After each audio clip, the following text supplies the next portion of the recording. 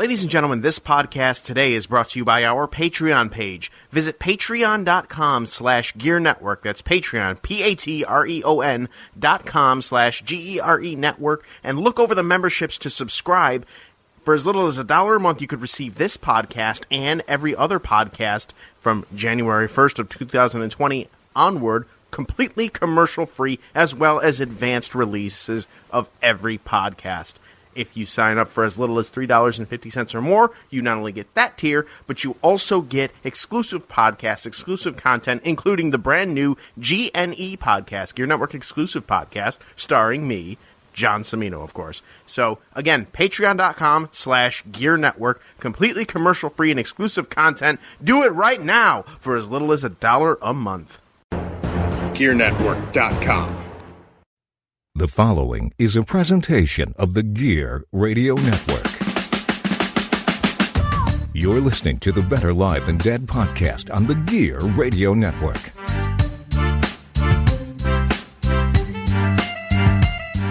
And with that, we welcome you to the Better Live Than Dead podcast, powered by Better Live Than Dead and the Gear Radio Network.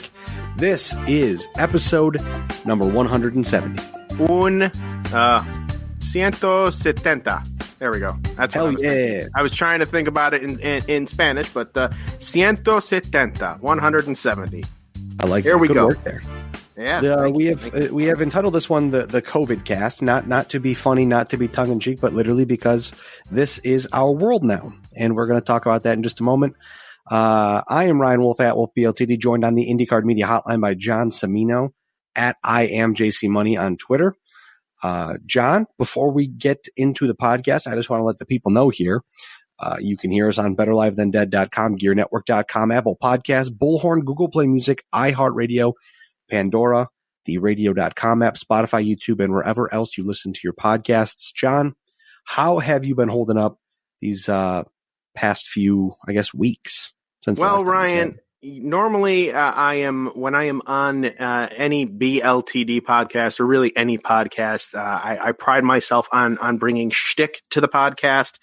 This is no different, although due to the quarantine, Ryan, I will only be telling inside jokes. You only be making fun of football players, and because we're going to be talking a lot of football today. But before we get started with the football stuff, I kind of want to just gloss over what's going on and how it's affected the sports world. Since we are a sports and entertainment podcast, we do want to at least mention it. There is a lot of news to discuss regarding the National Football League, which we'll spend most of the podcast doing today. But really, to start off, welcome to the world at a standstill. This is something none of us have ever gone through. I don't care if you're 75 or 5. That was a very big age range there, but I don't care how old or young you are, unless you were alive in 1918 and could be coherent. So if you're like 117 years old, you probably have never gone through something like this before. This is a pandemic that we've not seen anything as bad as this since really 1918 when they had the influenza pandemic. Well, and, we've gone through different pandemics, sure, but none to the magnitude of this. And I think a lot of it is heightened, as I was talking to you off air, by the extraordinarily large amount of social network news sharing. Sure thing. You know what I mean? Like in 1918, chances are you got a newspaper and it said, "Stay the fuck home." You're staying the fuck home. You know, either that but you or don't just said, hey, flu pandemic, and you're like, okay, I'll stay home. Great, cool, awesome. Right. And you didn't have access to 24-hour news channels and social media and Twitter and Facebook, reminding you of literally every human being and every human interaction that is happening to create a little bit of a hysteria about it. You know, it's important in these times for everybody to just chill. Honestly, like literally the one time we're being told to stay home and do nothing, to live, everybody wants to go out and do something. Yeah. But when we don't have that, and you got to get up and go do something, everybody wants to stay home. It's like, honestly, we've talked about this before. My wife works in the medical industry. She's on the front line. She's seeing this and dealing with this every single day of her life. So when she comes home, the last thing I'm going to do is sit around and watch the news and be told about how bad this is. Honestly, right now, because, I've made my feelings known and I'm not going to get into some political rhetoric here. But long story short, anything the federal government says, I don't pay attention to because they care about one thing, their money. They care about the stock market. They don't care about us. It's so really sad. And well, I'll tell you what, and again, to go to your point and not to totally politicize it, but I'm totally going to politicize it here. If you want to get facts, straight facts, there's a number of reputable independent journalists out there. I would recommend you do your research and follow some of those. Particularly for me, one of my favorite independent journalists is a former radio personality by the name of Buzz Burbank. I follow him a lot. There's a bunch of other different sources out there. And really, honestly, and I hate to say this because it sounds so fucked up, but this is the times that we live in. Literally don't get news from the president. Don't listen to a word he says. Honestly, I pay attention to our governor. Yes, because that's pertinent to us because we live in New York State. Exactly. What I was going to say is that, sorry, John. What I was going to say is that the listen to those whose decisions are directly affecting you. Right. Exactly. Definitely that. And I mean, other things too. Like for me personally, I've had to disengage from social media news. Like I'll still post, but I am legitimately not reading anything on social media. Yeah. I am going old school. And when I say old school, I'm reading my daily briefings via the newspaper. And I'm getting my world news by watching the 6:30 World News Tonight with that hunk on ABC, David Muir. What I've done on my phone, I've deleted Facebook off my phone. I still have Messenger because I do have some people who contact me strictly through Messenger, like my brother. I have no idea why, but he doesn't text. He'll only Facebook message me. I don't get it, but whatever. Yes, you do, bro. He does that. I've noticed he's done an uptick on that too with me. Like I'm usually he'll no-sell my text messages, and I'll be like, "Did you get my text?" And he says, "No, I haven't had my phone." And I'm like, "Dude, you're responding to me on Facebook Messenger on your phone where I sent the text message to your phone." Sorry to call you out, Eric, but I still to this day don't understand it. But that's why that's there. And I've also, a thing that I will tell you guys that is going to be very important for your mental health these next few weeks, because I was telling John off the air, I have a job, my wife has a job where we're considered essential personnel. So I'll still be going to work. My wife will still be going to work. But for, people like yourself, John, who are working from home, the most important thing to do is to continue to have a routine. If you woke up every day at 6 a.m. to go to work, still do that. Still have that routine. Still get ready, do all your stuff, and then work from home. The longer you start to kind of fall down that rabbit hole of, I'm just going to literally sit in bed and do my work in bed, and I'm not going to get out of bed, I'm going to watch the news. Just continue to have a routine. Find ways to bring some joy and some happiness into your life, and set timers on your phone for like social media, for applications. If you find yourself getting too deep into things, because I was for sure. I love Twitter. I told you guys that. I pay attention to Twitter. I've got Twitter up right now, and I've got all these lists of crazy stuff of like NHL, NFL, the Sabres, people tweeting at me, and then just my list of people I follow. And there's so much going on at all times. But sometimes too much of a good thing is a real thing. And lately, that's how it's been. So set a timer on your phone for 30 minutes and hold yourself to that, where if you're on your phone too long, it shuts off for the day. You've had enough. Well, the only one I haven't done that to is TikTok, because I love TikTok. As somebody that regularly works from home at least once a week, opposite the office, I can tell you I already have a routine. And, you know, my routine, Ryan, isn't as maybe, you know, disciplined as you say. Like sometimes I'll start the day from bed or whatever, but I have everything I need in my office area at home. And what I roll out of bed, man, I'm in my pajamas and I'll log in and I'll start doing my work and make a pot of coffee or whatever and just kind of go about my business here. So you individualize your own home routine, but definitely don't go lazy with it. Absolutely. Absolutely. Find a way, just like I said, find your way to make it as normal as possible for yourself. Things will get better at some point in time. It may take time. It may take a lot of time. We don't know. This is something we don't know much about right now, but things will go back to normal in time. Do what you need to do now to keep yourself safe, keep your friends and family safe, and we'll move forward from there. And also, companies out there, all of you companies out there, I get that, you guys are doing things. I don't need my email littered with what the hell you're doing for your business. Like, come on.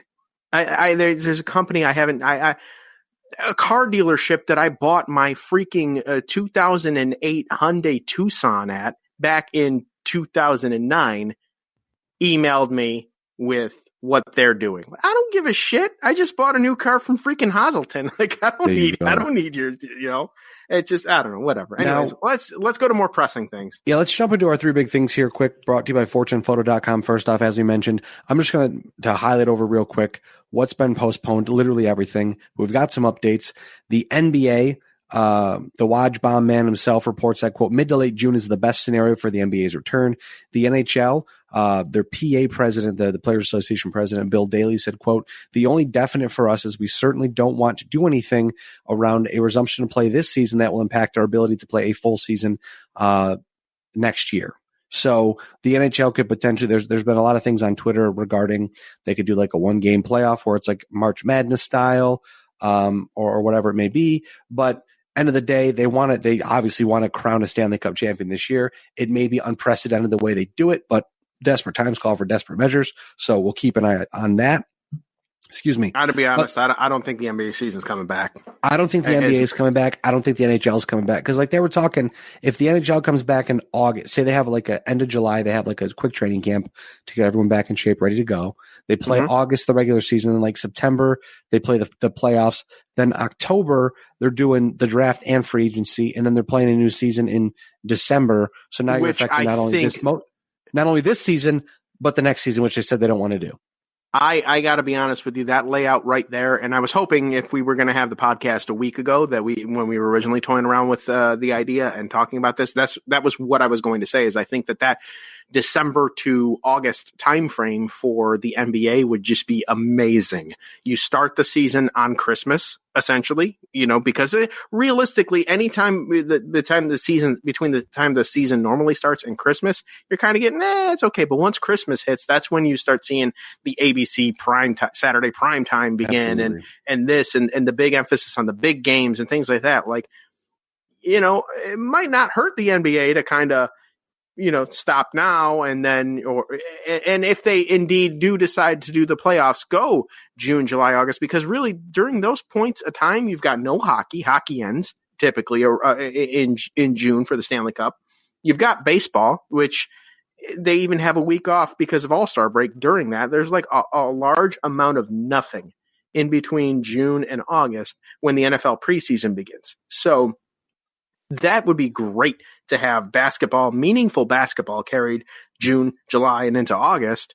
And then once that's done, boom, you got the NFL preseason starting. And then in September, college football, in theory, in a perfect world, in a perfect non-COVID world, college football, the NFL regular season starts. Hockey then starts in October. And then December, you got, as the NFL regular season winds down, you've got the NBA season starting up.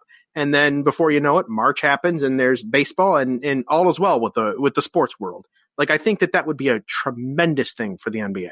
That would be very nice. It'd be a lot of fun to watch, to be able to have sports, I guess, all year round. That would be pretty neat. I know the NBA has toyed around with meaningful changing their schedule sports. Up. Exactly. They've toyed around with changing their schedule up, and this quite possibly could shake things up for many years to come. We'll see how things work out there.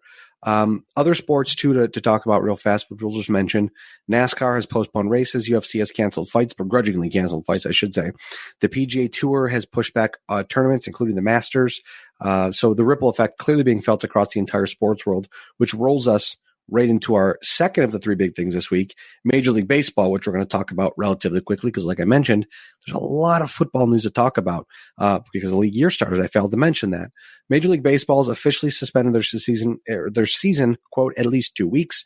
but the season might be delayed until at least Memorial Day, per USA Today's Bob Nightingale. As of last Friday, Major League Baseball still hopes to complete a 162-game schedule. Now, John, with that being said, we have Chicago White Sox, their second baseman, Yoan Moncada, signed a 5-year extension worth $70 million recently. In 2019, he hit .315, had a .315 batting average, 25 home runs, 79 runs batted in. His 2020 projection is to 275 average, 21 homers, and 66 RBIs. And to mention, with Yoan Moncada, he was part of the Chris Sale trade, which Chris Sale will be having Tommy John surgery.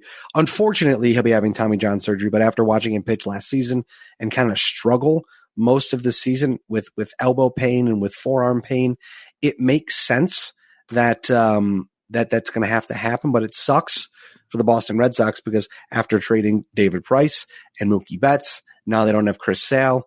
I'm not sure what they're going to do next year, but this year, I should say, it's going to be fun to watch when baseball returns, what the Boston Red Sox are going to look like.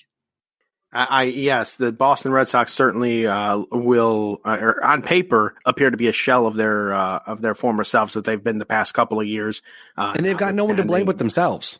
Right. But that's kind of what Boston does, really.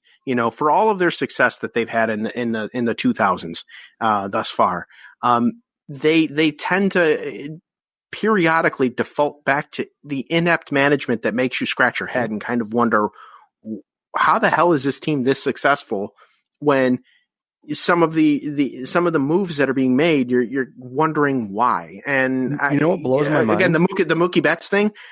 I'll never understand that. I won't either. But what blows my mind? Never understand that.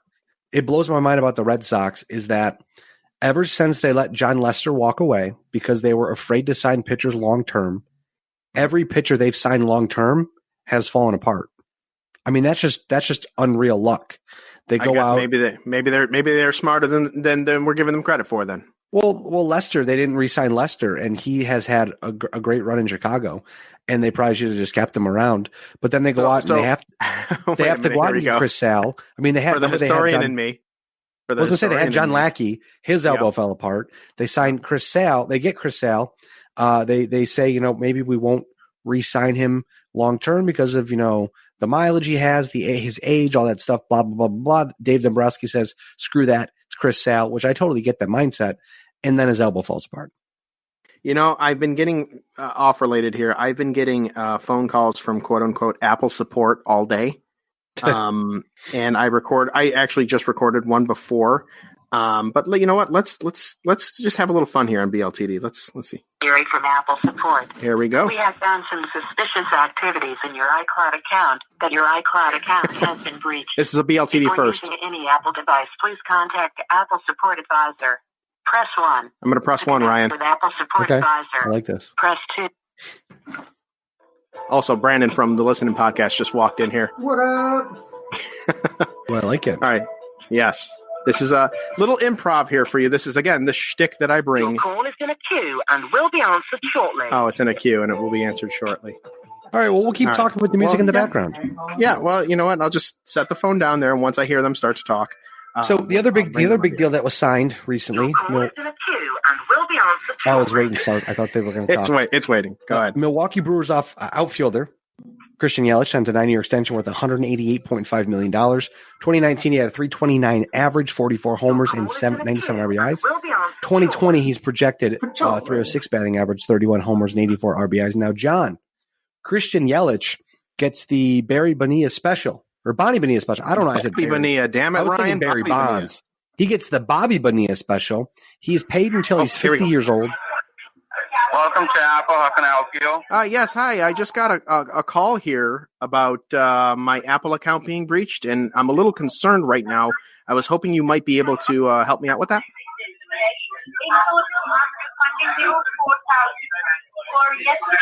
Yes, hello. Yes, I'm here. Hi, how are you?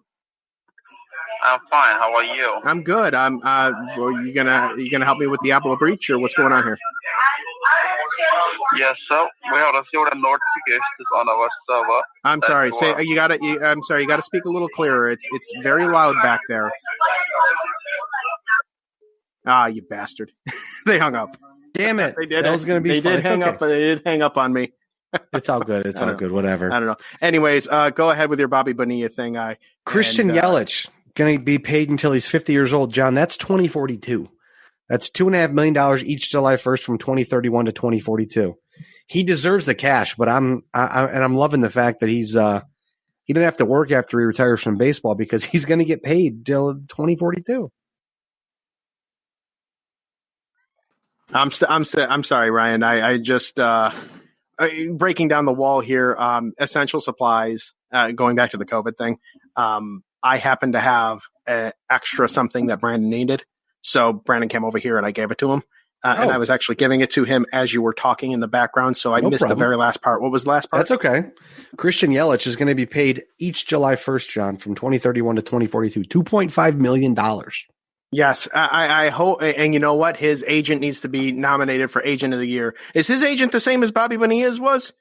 Is Bonilla's agent still in the game? Because when I read that, I was like, "Oh, what in the Bobby Bonilla is this mess?" And I read it, and hey, good for Christian Yelich. Bad for the Milwaukee Brewers, but I think if anything, it's probably because they can. Let me see if I can find a reason why. Well, I think you know what it does is essentially lets them keep the superstar player in a. I mean, I don't want to necessarily equate the markets between the New York Mets and the Milwaukee Brewers because New York is a very large market, but perhaps a smaller payroll than the Yankees were in New York, especially at that time. But it allows the Milwaukee's probably doing the same thing where they are signing him to this massive, massive, massive deal that he probably would not get elsewhere. And then delaying, under the condition that it delays over that period of time, because realistically, they don't need $50 million upfront. You know what I mean? They can really prolong it all they want. And this allows them the flexibility to afford other players around him for sustained success. So I could see that. The thing about it, the thing that always just gets me is that when, Yelich is done playing, he'll be paid by that organization for another 10 to 15 years. And that's just astounding to me. I get the why. I just don't necessarily agree with the method. I'm looking to see if I can find out if they talked about it at all. I'm not seeing here. I don't know. I don't think I see anything here. I'm just sorry. I'm reading through this article as we're talking on the podcast. Is I'm trying to read as fast as I can here. So pretty much it says here, for a small market team with financial constraints like Milwaukee, signing a superstar long term is a borderline stunning achievement. Blah blah blah blah blah. Yes, I would presume that'd be my presumption, just because they're small market and they can't afford to pay him all up front or something like that. I don't know. Yes. So basically, what I just said. Yeah. Either way, he's there. Thanks, Ryan. Thanks for validating what I literally just said. I am always happy to validate you, John. You're the greatest producer in the history of Gear Network. Oh, thank you. The third of the three big things. Gear Network turned 6 this year. 6. It'll be better when it's. I don't know what I was going to say.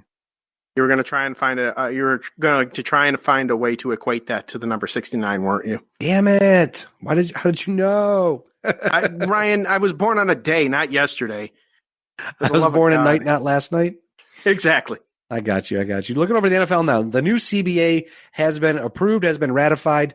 1,019 players voted yes, 959 players voted no. Essentially, John, it's a 10-year deal. The next CBA expires the end of 2030, the end of the season, the 2030 season. Between 2021 and 2023, owners now have the option to expand from 16 to 17 games, regular season games, which is expected to happen. A couple other things. Players get 48% of all league revenue with the new CBA, higher minimum salaries, expanded rosters, and the elimination of marijuana testing, among other things. But if nothing else, John, we have some continuity, some stability in the National Football League for at least the next 10 years. Yes, that's good in general. Although and it's really what's really good for is the NFL, especially as the TV deals begin to come up within the next year or two. I know ESPN is really looking to finally bring Monday Night Football back to ABC where it belongs. It should have never left there in the first place. But this is good news for the league, because now with that extra game in the extra regular season game and the extra playoff games, you can now sell different packages to different TV providers or rather TV stations, and they could get more money out of it, because in the end, the NFL prints money and it's in such high demand regardless that everybody wants a piece of that pie. Yeah. So yes, but the continuity, whatever. Continuity. There it is. I can't speak. For the next 10 years is certainly a good thing for them, although not necessarily the most popular thing with some of the players. I think the continuity is a good thing. The only problem, like we said, is at the end of the day, more money, more problems, especially in the National Football League, it feels like. Owners are pretty greedy, as we've seen. I think that will cause a problem that might make the next labor disagree, or the next labor process a little more difficult. But with that being said, the football is going to be around for a while, and I guess that's a good thing. And we'll see how it develops and how things go from here. But I'm not against expanded playoffs, because playoffs are fun and sports are fun and we love sports. And I'm losing my mind here. Yes, well, I think the world's lost its goddamn mind, and then maybe Mother Nature's telling us to chill. So that's the perspective I'm looking at it. Looking at players now in news stories. Tom Brady announces he will not re-sign with the New England Patriots, ending his 20-year run with the franchise. We'll talk about Brady more in a few minutes. The Rams make some big moves, cutting linebacker Clay Matthews and running back Todd Gurley. Matthews, 8 sacks in 13 games last year. It saves them $3.75 million in cap space. Also, Gurley was cut 15 minutes before the deadline that would have guaranteed him $10.5 million. He now has a dead cap hit of over $20 million over the next 2 seasons. Gurley will still get $7.55 million from the Rams. They apparently couldn't find a trade partner for Gurley before his release last season. He had 223 rushes, 857 yards, and 12 touchdowns, a career low 1,064 yards from scrimmage, but he landed on his feet on Friday. Todd Gurley signed a 1-year deal with Atlanta. Now, John, the cool thing about that, the Falcons are now projected to have 10 former first-round picks projected as starters for the 2020 season, which is the first time that has ever happened in the history of football. You've got Matt Ryan, Todd Gurley, Julio Jones, Calvin Ridley, Hayden Hurst, who they acquired from the Baltimore Ravens earlier last week, Jake Matthews, James Carpenter, Alex Mack, Chris Lindstrom, and Caleb McGarry. So it looks like pretty much their entire starting offense is going to be first-round picks. For as much as we've done over the course of the past 6 years here on Gear and on BLTD, when we've made a mention about the NFC South and how unpredictable it is from year to year, this year, the NFC South is going to be the division to watch. For reasons we'll talk about in a minute, right? Yes. But I mean, not even just that one reason that we're going to move to. But I mean, you talk about Atlanta with their addition of Todd Gurley. You got Todd Gurley, Julio Jones, Matt Ryan.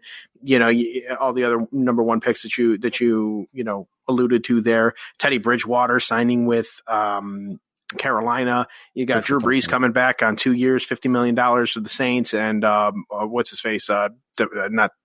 Emmanuel Sanders joining him there in New Orleans. So I mean, it's going to be a very fun division to watch, and so it's going to be exciting. Ryan, you know what the hell? Way too early, or maybe I should do that. Maybe I should wait until after the third big thing. But mull this over. Way too early prediction. Who wins the NFC South? Okay, carry on.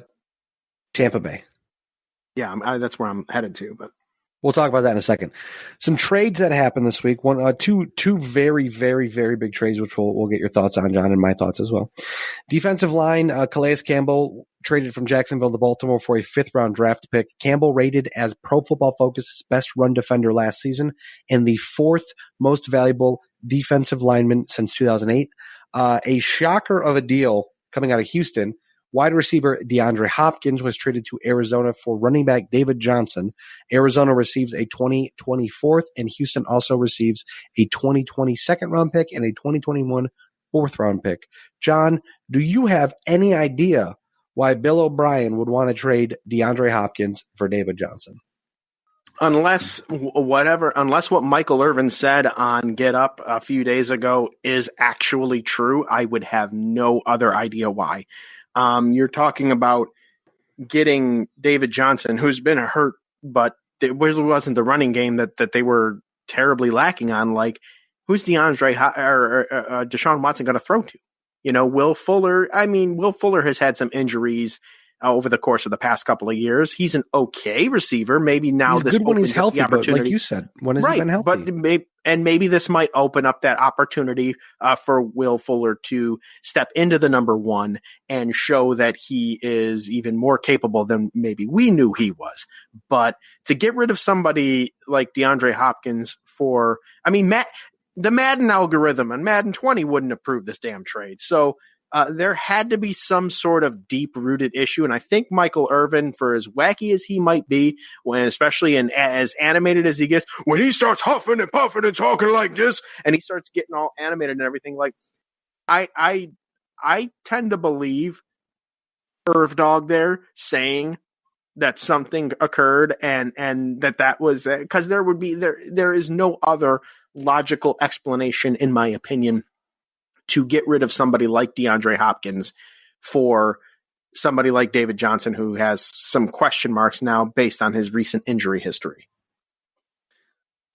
I think that this is going to come back and be one of the biggest upsets in football we've seen recently, because Kyler Murray is going to have one hell of a time with Larry Fitzgerald and DeAndre Hopkins. I think that's going to be they've got Kenyon Drake, which made David Johnson expendable, and that was a contract which they had said was untradeable. Most people said that, and they traded him. So I guess we go back to the statement that no contract is untradeable, no player is untradeable. But right, I think Bill O'Brien just a nutbag.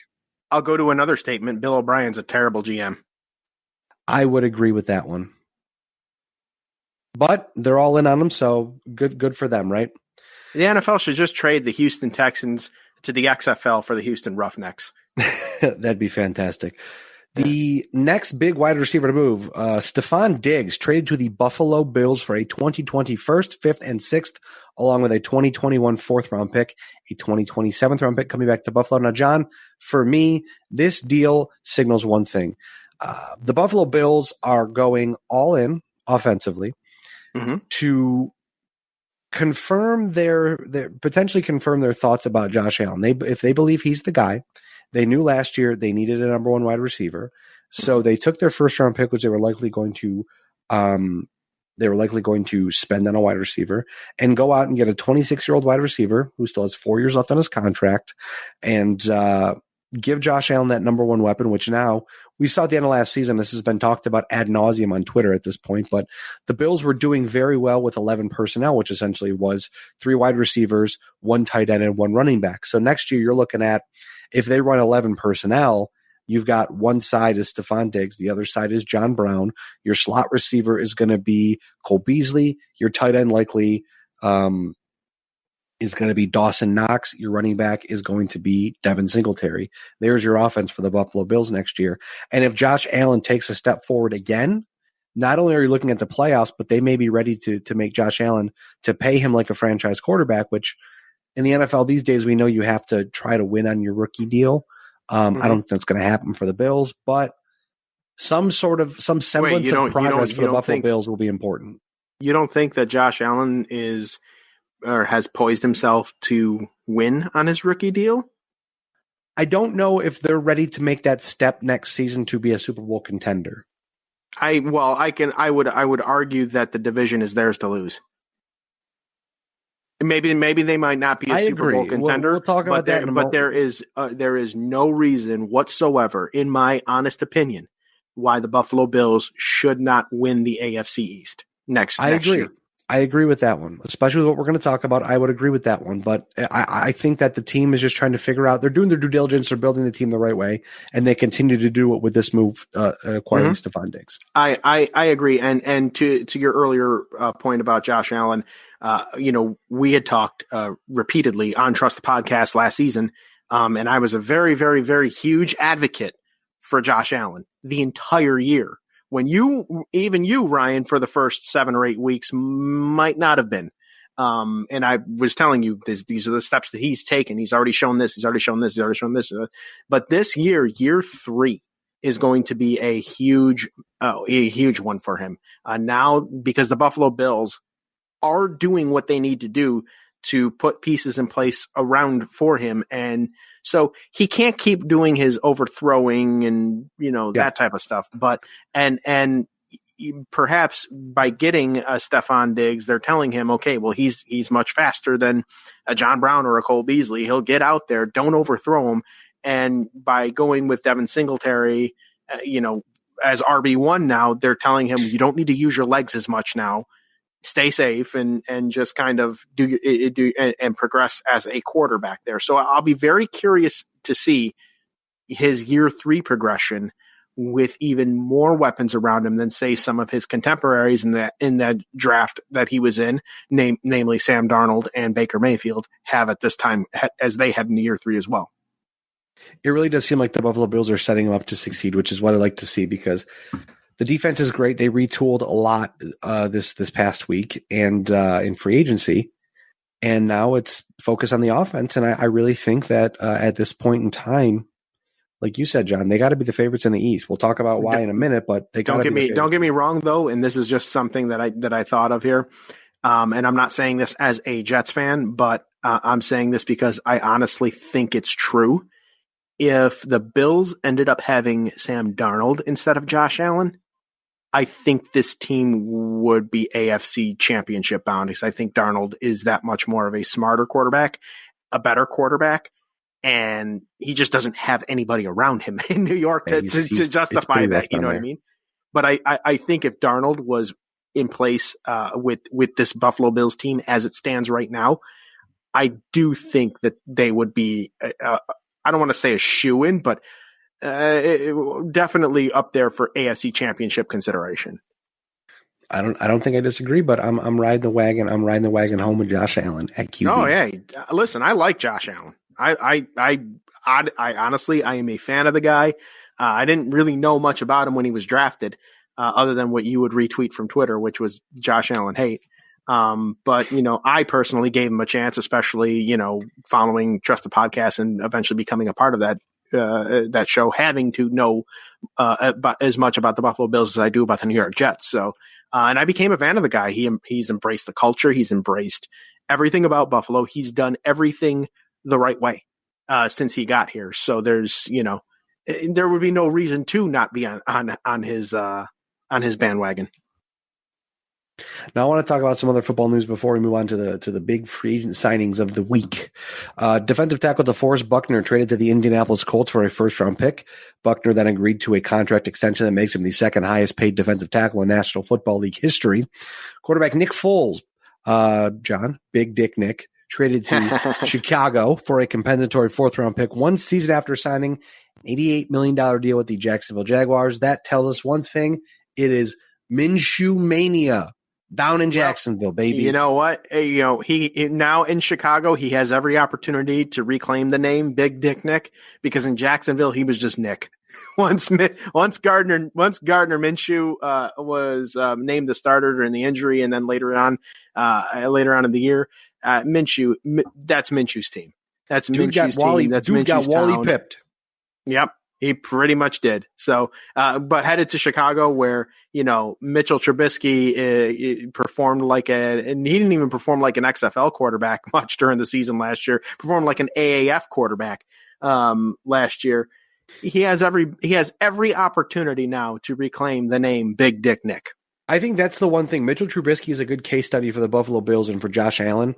Not to go back to that topic, but just to point out, Mitchell Trubisky had a great year, and the Bears continued to go all in on him, and he took a step back. Now, in the final year of his rookie deal, with a fifth-year option available, they bring in Nick Foles to hopefully either usurp him or push him to be as good as he possibly can be, because if Trubisky's not the guy, they'll let him go, and then Nick Foles is their quarterback.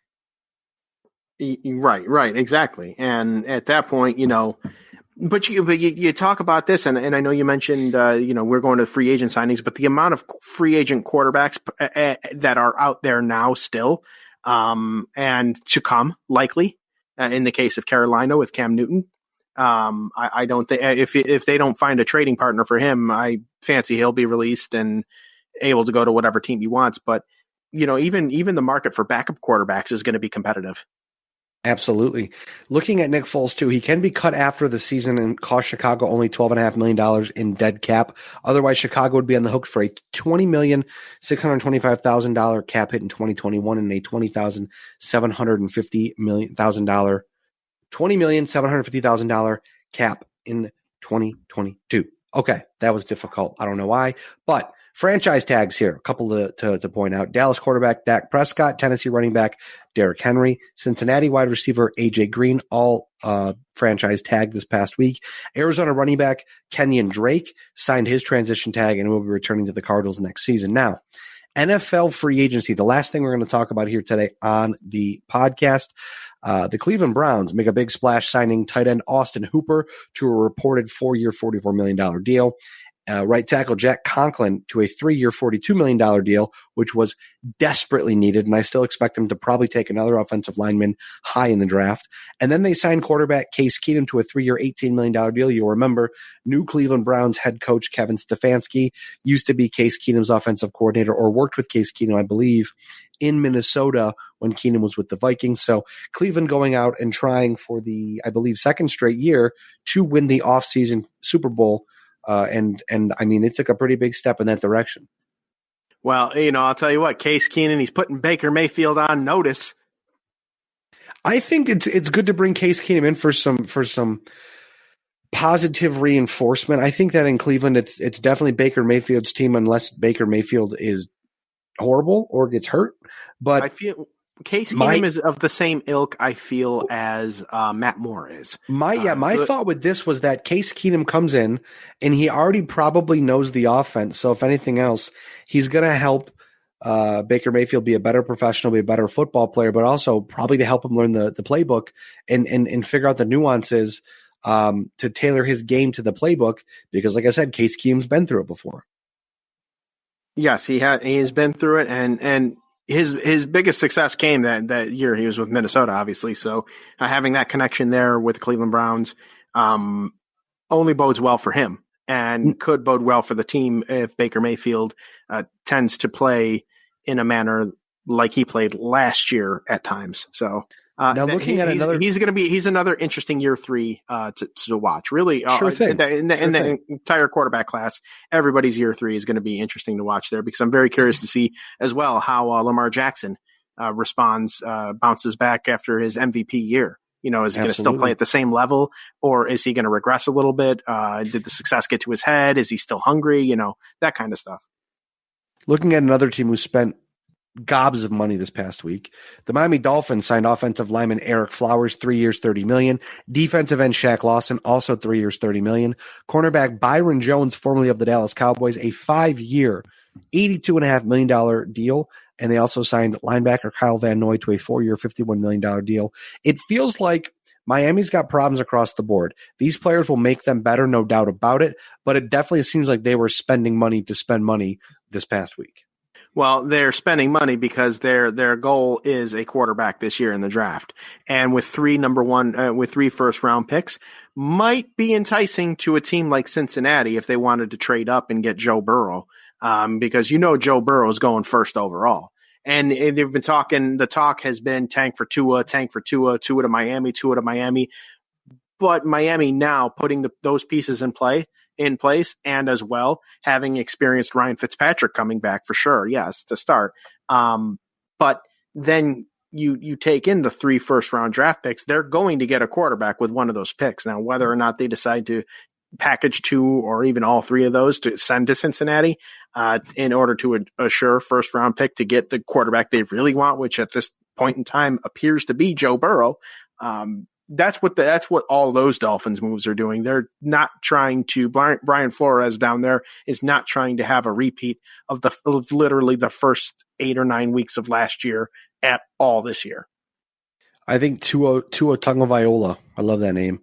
He'll probably be a Miami Dolphin. You think he will be? That's my prediction.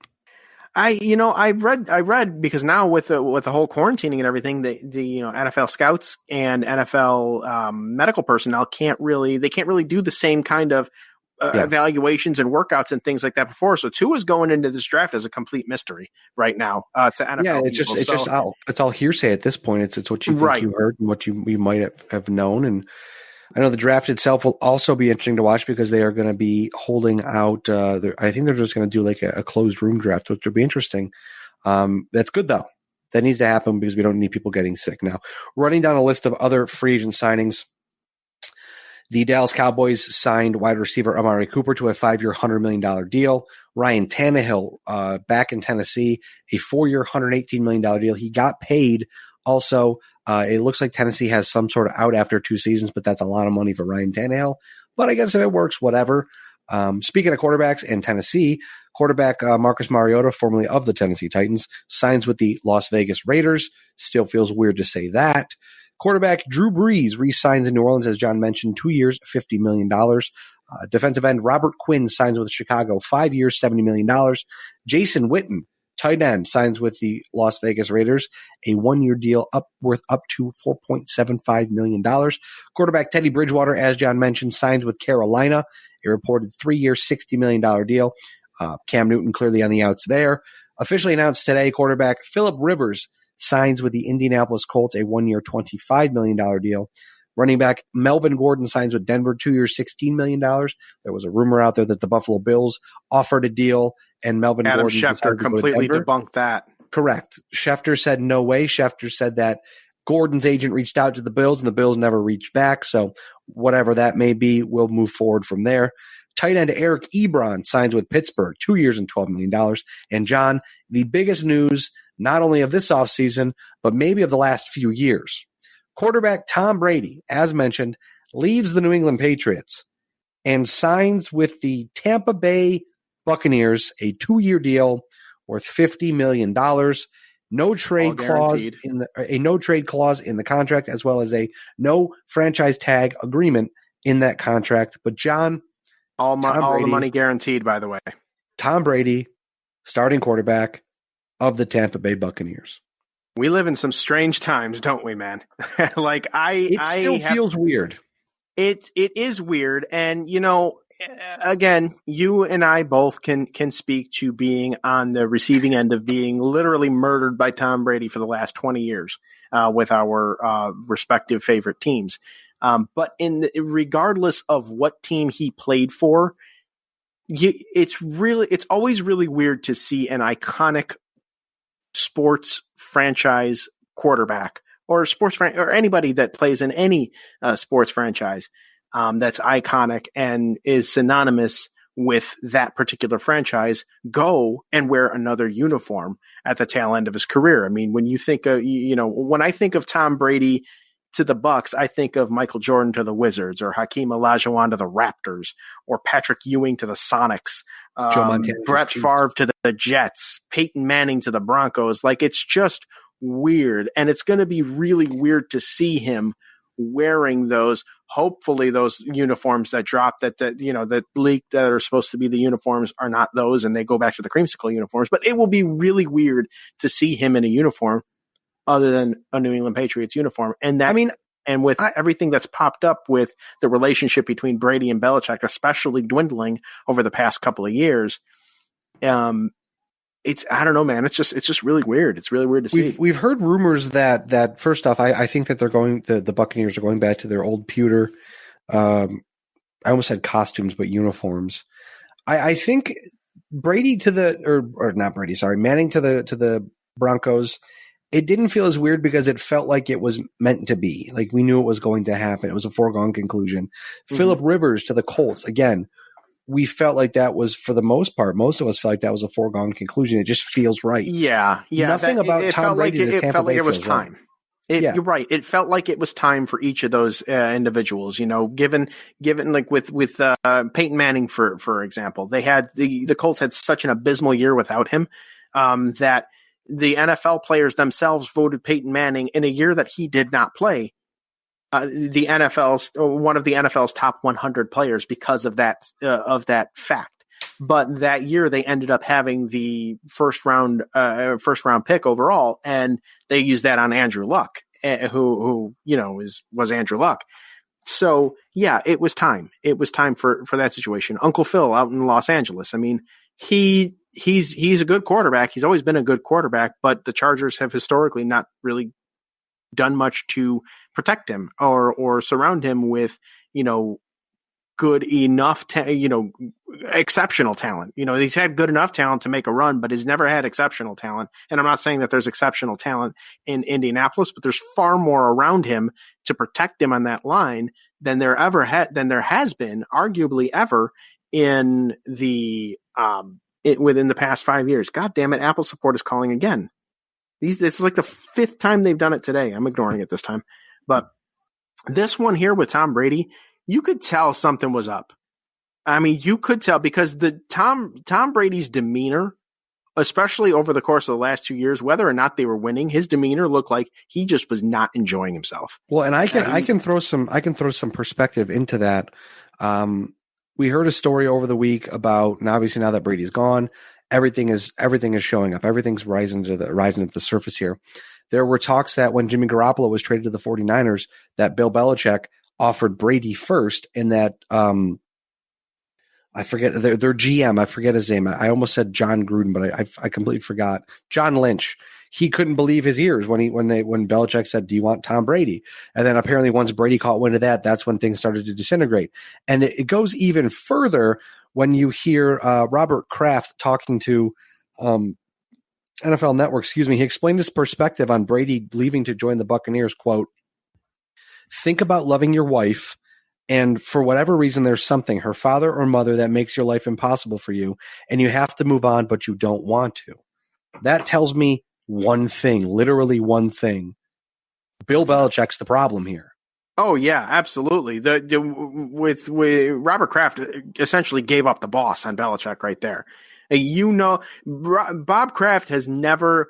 The only thing he's shied away from was the whole massage hando things that happened, a couple of years ago. But he's been very upfront, vocal, and honest about how he's felt about Tom Brady and how he feels like Tom Brady is like a son to him.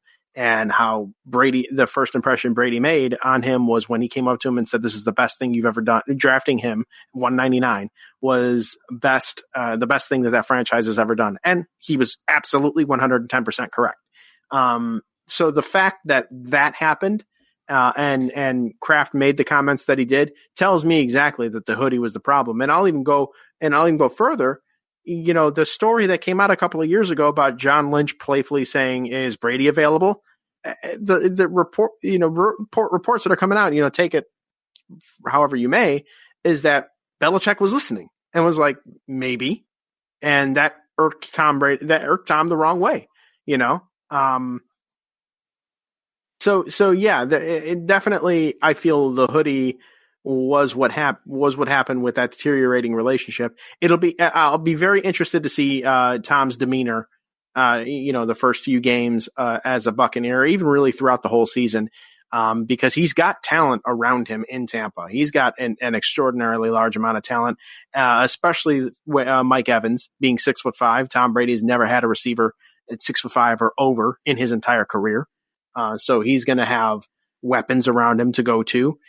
He's pretty set in Tampa. His addition there to Tampa arguably wins them 4 or 5 more games, when you especially consider the touchdown to interception ratio difference between Tom Brady and Jameis Winston over the course of the past few years. I don't disagree. I think it's going to be a lot of fun to watch how the rest of the offseason develops as well with Tom Brady, because there's going to be a lot of people who want to join Brady in Tampa Bay. I think Bruce Arians is a very smart head coach. That offense looks really good with O.J. Howard, with Mike Evans, with Chris Godwin. I think it's going to be a lot of fun. They got Ronald Jones in the backfield. They've got a very good defense. I think just Jameis Winston's inability to limit his mistakes last season, like he threw for over 5,000 yards, 30 touchdowns, but he had 30 picks. I think someone will take a shot on Jameis Winston. Maybe it'll be New England. That would be pretty crazy. But someone will take a shot on Jameis Winston. He'll get another chance because he's proven to to be good enough to throw a lot of touchdowns and for a lot of yards, just has to limit those mistakes. So Brady's going to be 43 when the season starts, or whenever the season starts. He'll be 43, turns 43 in August. This is kind of uncharted territory for NFL players, but if they can essentially play the same type of football they played in New England, I think the Buccaneers will be fine. It just feels weird. Going to take some time to set in for sure, but it's something that in due time we'll get used to, or maybe we never get used to it. But either way, Tom Brady is a Tampa Bay Buccaneer, at least for the next season, if not two. And then we'll go from there. And now, if I can, go on a small soapbox for a minute, to the people out there that are saying, well, he's just a system quarterback. He's a system quarterback. Stop. Freaking stop. And I say this because a system quarterback doesn't throw for 74,571 yards with mediocre to average receivers. He doesn't throw for 541 touchdowns. And I get annoyed, and I've been annoyed, I think, as I've gotten older, and I've grown to appreciate sports as a whole instead of individualized to one particular team, and Brady and the Patriots are bad. Like that run, you're never going to see that run again. That kind of run again.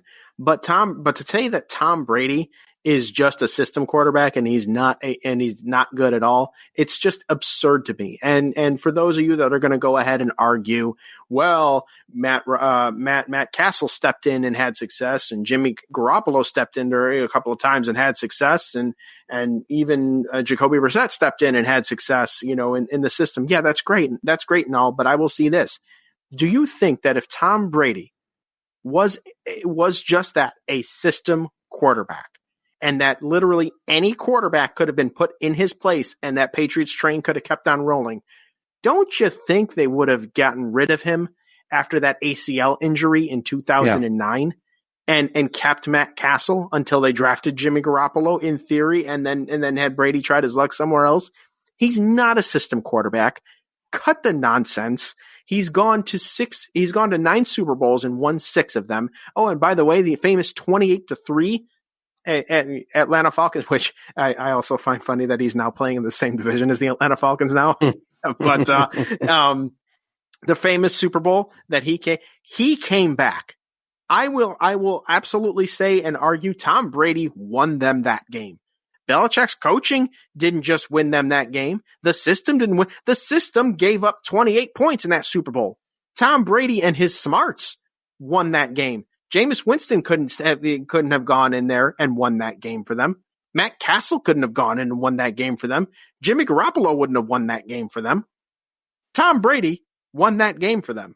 Tom Brady won them lots of games. He's not a system quarterback, and honestly, I can't wait until the football season starts, because I'm low-key rooting for Tampa now, because I can actually root for Tom Brady because he's not my division anymore.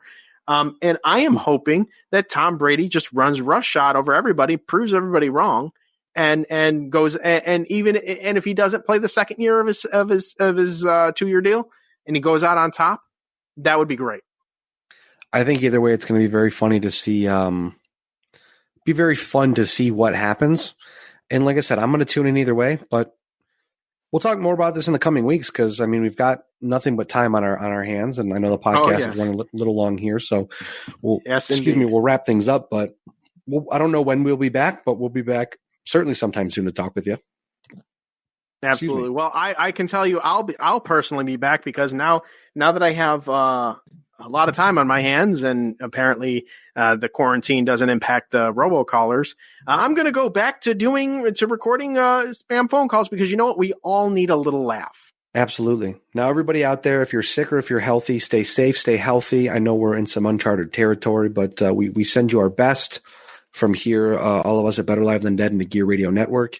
John, as always, we are Better Live Than Dead. You're not. We will catch you sometime very soon. Thanks again for tuning in, everybody, and we'll see you sometime soon. Wash your hands and stay calm. The preceding presentation has been brought to you by the Gear Network.